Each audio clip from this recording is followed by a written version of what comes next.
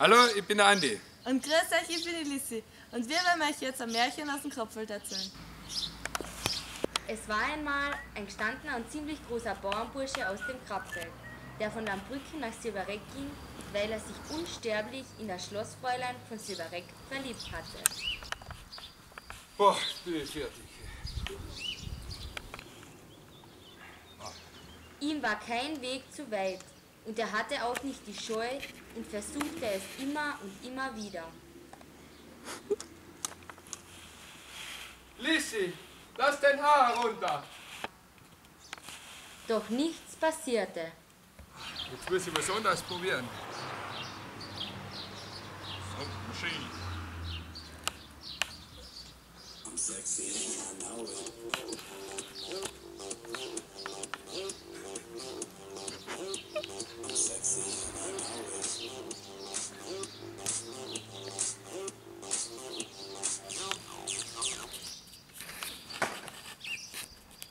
Grüß dich, Andi, was ist denn Ja, Lissi, mein Augenstern, schau, ich hab da was mitgebracht. Weiß es lieb.